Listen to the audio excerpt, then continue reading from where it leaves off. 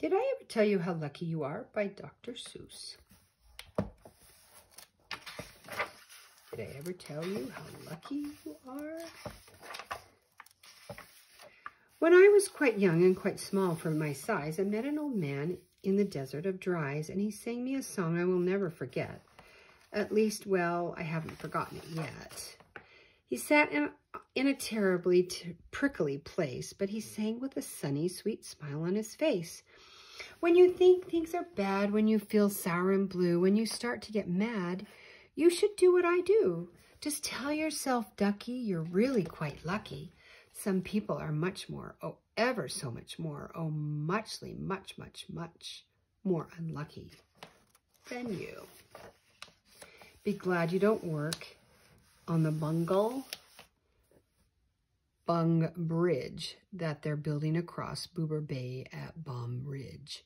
It's a troublesome world. All the people who are in it are troubled with troubles almost every minute. You ought to be thankful a whole heaping lot for the places and people.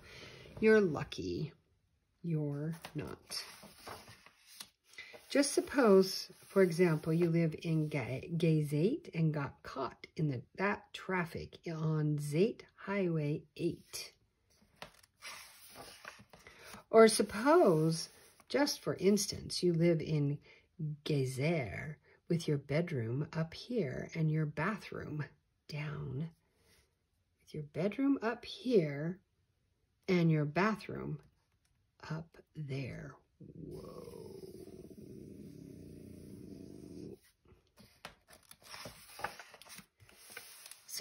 Just suppose you were poor Herbie Hart, who has taken his thrombambulator apart. He never will get it together, I'm sure. He never will know if the gick or the gore fits into the scrux or the snucks or the snore. Yes, ducky, you're lucky you're not Herbie Hart, who has taken his thrombambulator apart.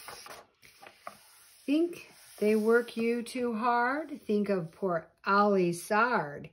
He has to mow grass on his uncle's backyard, and it's quick growing grass, and it grows as he mows it. The faster he mows it, the faster he grows it.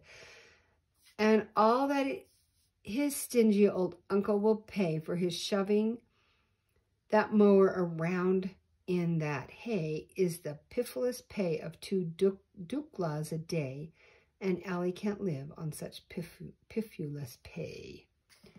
So he has to paint flagpoles on Sundays in Grooves.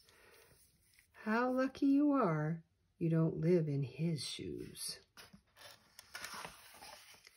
And poor Mr. Bix, every morning at 6, poor Mr. Bix has his borfin to fix. It doesn't seem fair, it doesn't seem right, but his borfin just seems to go slump every night. It slumps in a heap, sadly needing repair. Bix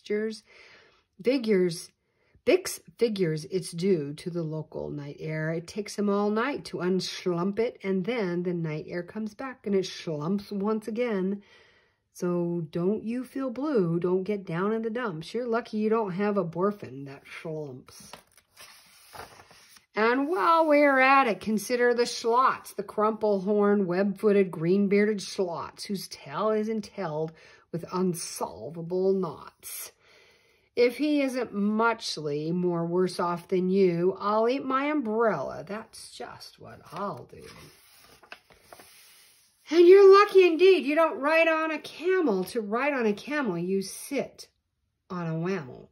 A whammel, you know, is sort of a saddle, held on by a button that's known as a faddle.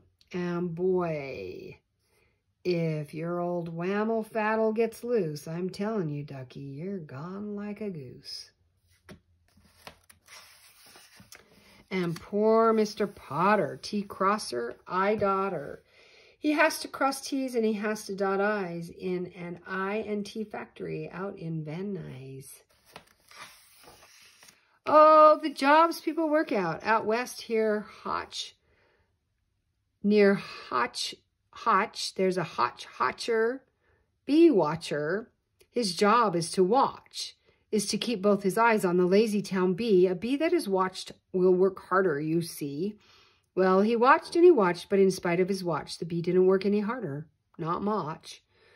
So then somebody said, our old bee watching man just isn't bee watching as hard as he can. He ought to be watched by another hotch watcher.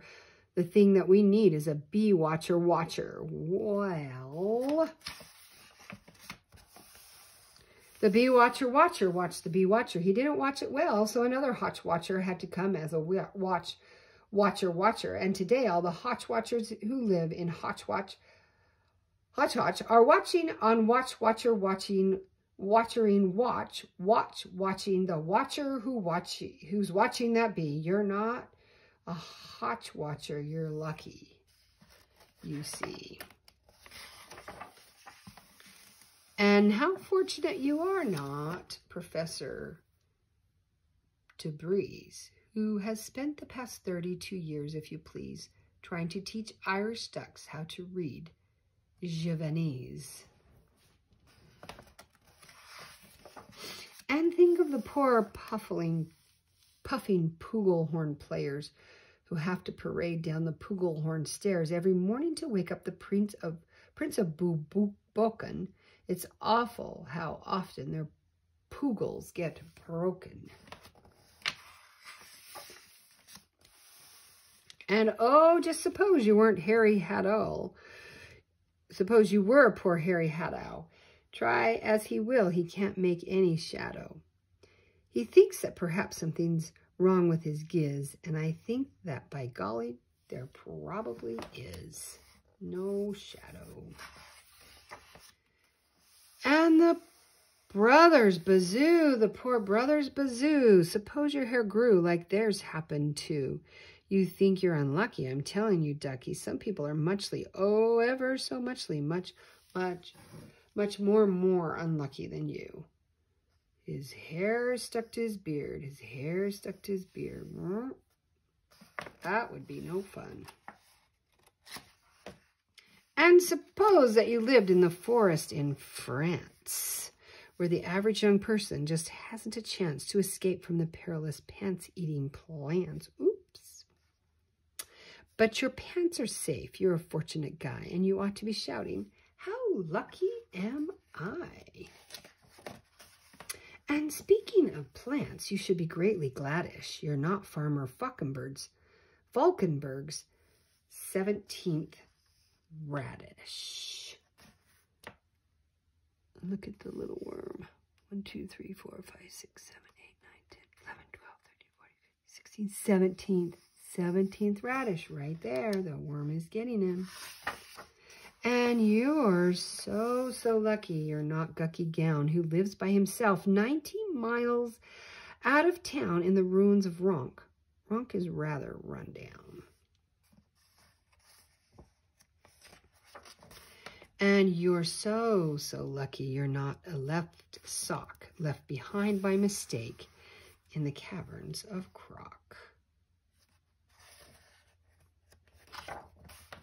Thank goodness for all the things you are not. Thank goodness you're not something someone forgot and left all alone in some punkerish place like a rusty tin coat hanger hanging in space. That's why I say, Ducky, don't grumble, don't stew. Some critters are much, oh, ever so much, so much more unlucky than you. The end.